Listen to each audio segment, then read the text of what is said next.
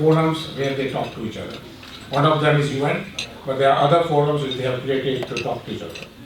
The businesses have various forums through which they discuss together.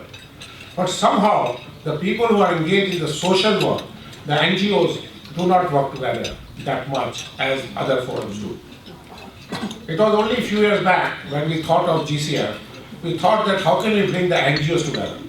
All my life, I've done business in partnership with various companies and various corporations to bring technologies to different parts of the world. Today, we see that most of the business people have now engaging themselves, realizing that they can't take their wealth away when they die, and their children don't want it, are now started donating their wealth for social causes. Never before in the history of humanity, on the history of business people, that so much wealth is being talked about donation. Major business people are talking of more than 50% of their wealth to be donated to the social cause. But when I talk to some of those guys who are my friends, they are ready to give the money but not the time. And I think that's why they don't engage themselves into this social work. I think America has taken a lead. We have people like Bill Gates, Warren Buffett, and many others who are committing this endowment as individuals, not as corporation, to work in the social life. And same thing is happening in all over the world, including India, Singapore, Middle East, or anywhere you see. So why is people trying to engage themselves with this change? Because they feel that they want to be part of this change. And they want to see how they can become part of this change. And GCF was formed in keeping this mind that how can we be part of this change? And this thought came when we were discussing about this philosophy of world is one family. And we say if the family is one, then you are first a global citizen and then the citizen of your country. The Global Citizen Forum was started with the concept that when you are born, you don't know your religion, you don't know your nationality, you don't know your gender. These things come to you later in your life. As human beings, we are all global citizens first, and then the citizen of the country, or the religion, or the gender. I think the religions have not been fair to the female constituent of the society. Most of the religions have been unfair, I would say, in terms of positioning women and seeing what women should do in the society. The same way, many of the nations have been also unfair to the women. And that's why the woman power has to be unleashed if change has to come.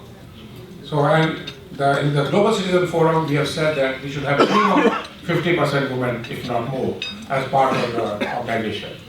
The woman has a major role to play into the changing the world. Because women for many years have been put aside to take care of homes and not something which they should engage themselves with the society. And now with the education in women going up, and women are playing a very big role. The same way is for the youth. For many years we had this respect for elderly. And because of this respect for elderly, the youth was not given to its full potential. Especially in many communities, including politics and business, you have to be certain age before you are recognized. And it was felt that you can't create wealth at a young age. Today, we see with the advent of technology, these young leaders, the young business leaders, who are just emerging out of nowhere, and they are beating, in a big way, people who are of a higher age.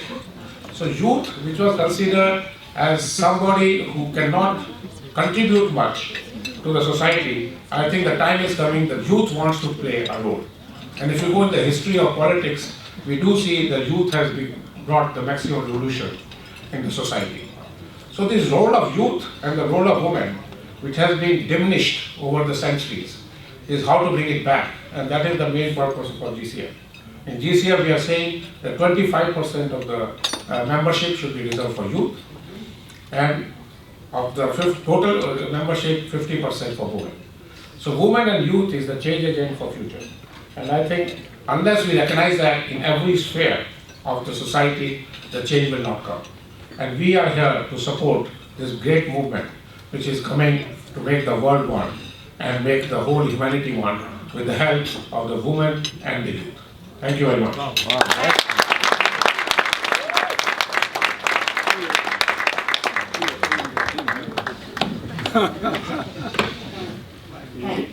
Thank you, Dr. Modi. Once again, I thank you all for joining us today. Before I sign off, a word out to His Excellency, High Representative Ambassador Nasser, and all the staff of the United Nations Alliance of Civilizations for making this event possible. Dr. Walsh and the staff of the Universal Peace Federation, who've been working tirelessly in supporting the Global Citizen Forum for this event, and everyone working on behalf of the Global Citizen Forum. Thank you. Have a good evening, everyone.